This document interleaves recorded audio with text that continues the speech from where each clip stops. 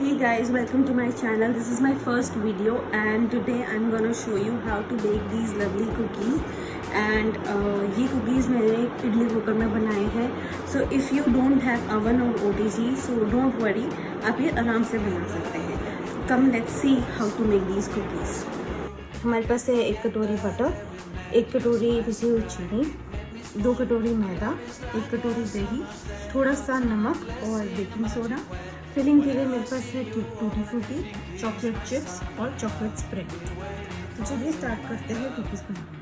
सबसे पहले आपको एक बोल में आपको बटर लेना है. ये बटर आप रूम टेम्परेचर पे लेंगे.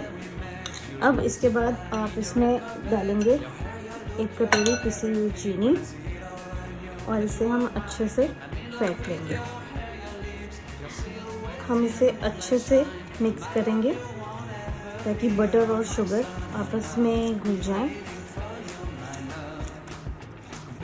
अच्छे से मिक्स करेंगे तो आपका ये जो बटर और शुगर का मिक्सचर है वो इस तरह से लाइट एंड सॉफ्ट हो जाएगा. अब इसे स्पैचुला की मदद से या आपका जो एग बीटर होता है उसकी हेल्प से आप इसको बेक कर सकते हैं. अब इस स्टेज में हम इसमें ऐड करेंगे मैदा. मैदा ऐड करने के लिए आपको छानना होगा. इसमें हम 2 कटोरी मैदा ऐड करेंगे.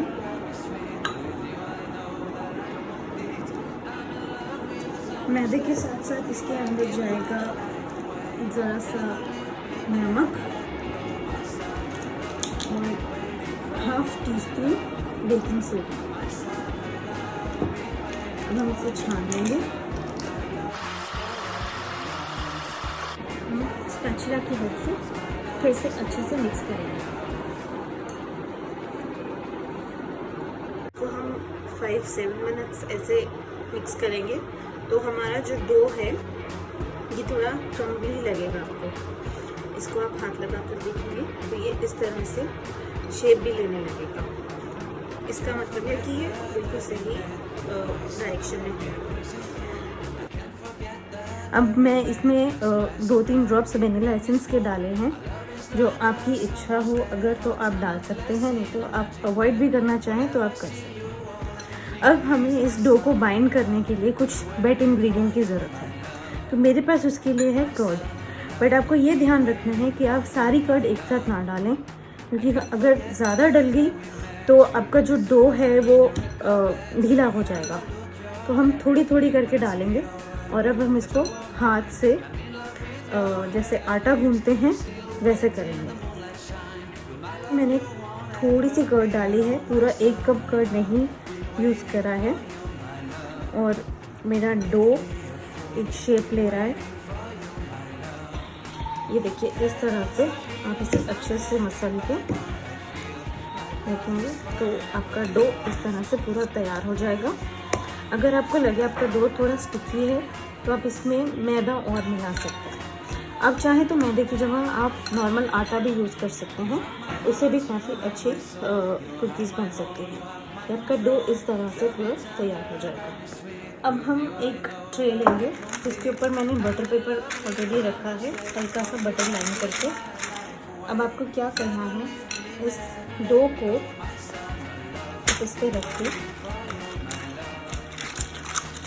आप चाहें तो इसे कोई भी शेप दे सकते हैं फिलहाल, क्योंकि इसे हमें थोड़ी देर के लिए रेफ्रिजरेटर में रखना है ताकि ये अच्छे से सेट हो जाए. हम इसे इस तरह से बटर पेपर में रोल करेंगे.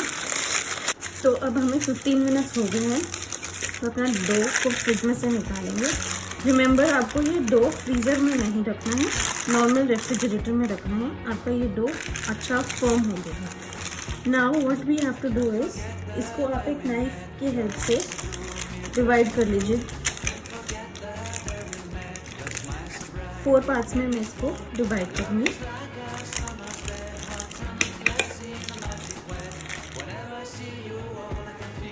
ये मेरा पार्ट 1,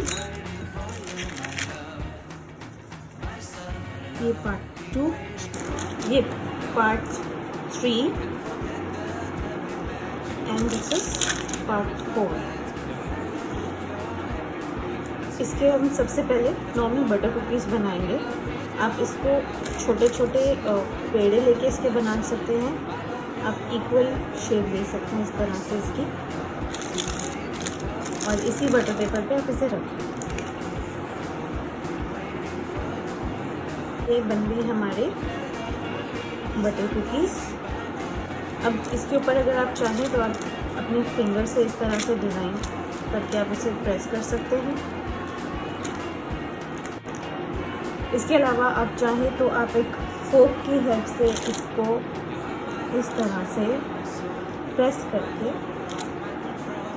शेप दे सकते हैं, इस तरह से। और एक तरीका है, ये एक विस्कर तो हम सबके पास होता है, इसको आप इस पर प्रेस करें, देखिए कितना सुंदर शेप आ रहा है इसका। इसके अंदर आप एक ट्विस्ट दे सकते हैं, कोको पाउडर लगा कर आप इस पर इस तरह से प्रेस करें। ये देखिए, अब मैं अपना दूसरा डो लूँगी और इसके अंदर ये चॉकलेट चिप्स ऐड करके इसको एक बार फिर से अच्छे से मिक्स कर लूँगी आपस में। ये हमने चॉकलेट चिप्स मिक्स कर लिए इसमें। अगर आपके पास चॉकलेट चिप्स नहीं है तो आप डेयरी मिल्क चॉकलेट ले सकते हैं और उसके छोटे छोटे चंक्स काट के भी ऐड कर सकते हैं।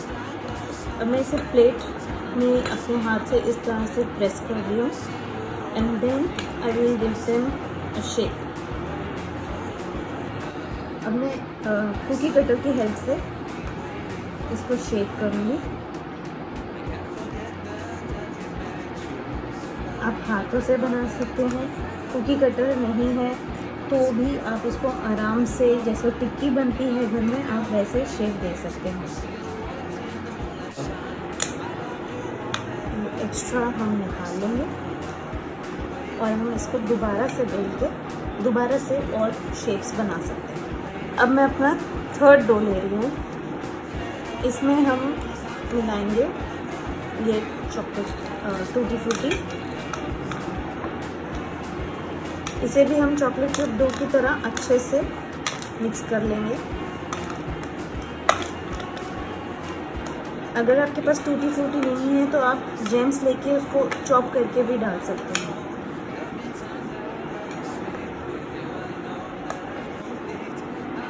और ये हमारा थर्ड डो टूटी फ्रूटी के साथ तैयार है। इसको भी हम इस तरह से हाथों से दबा के आप चाहें तो इसको बेलन से भी कर सकते हैं, हाथों से भी कर सकते हैं। अब मैं इसको एक दूसरा शेप दूंगी। मेरे पास है ये स्टार शेप कुकी कटर।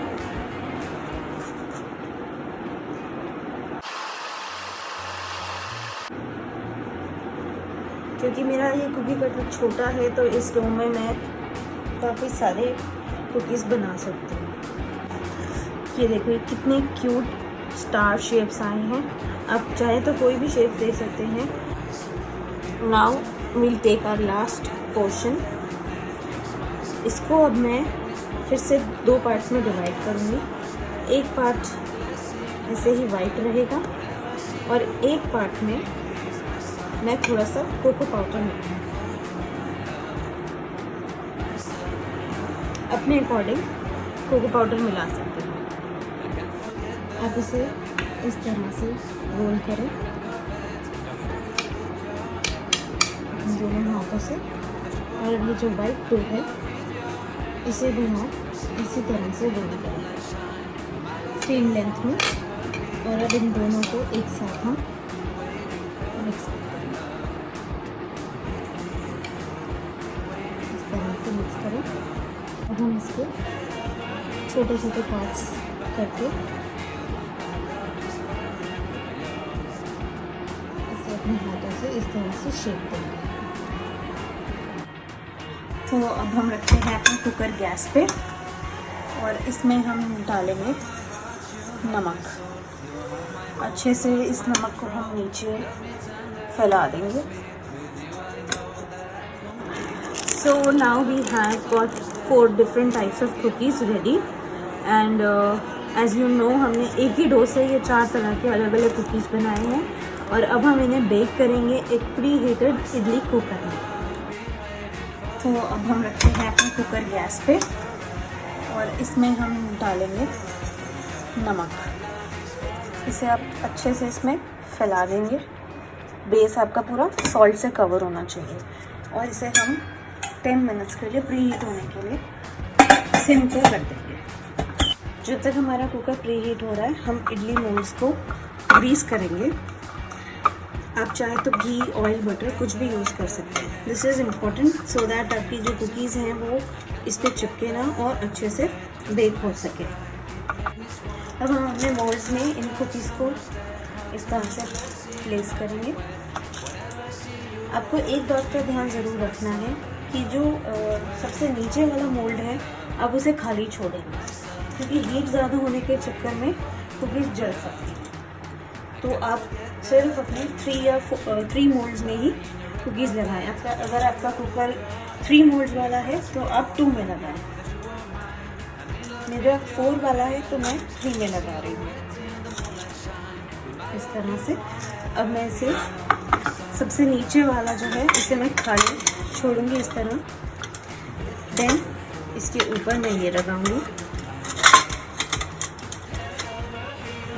एक बात का ध्यान हम इसमें और रखेंगे, जब आप इडली मोल्ड्स को इस तरह से प्लेस कर रहे हैं तो आपने देखना है कि ये जो नीचे के पोर्शन है ये आपके एक दूसरे के ऊपर ना आए और कुकीज़ को फूलने की जगह मिले।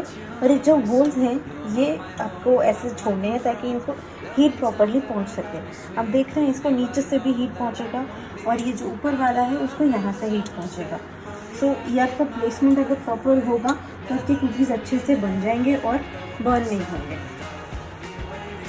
अब मैं अपने मोल्ड को इस कुकर में इस तरह से प्लेस करती हूँ और 10 मिनट्स के लिए हम इसे बनने में रख देंगे।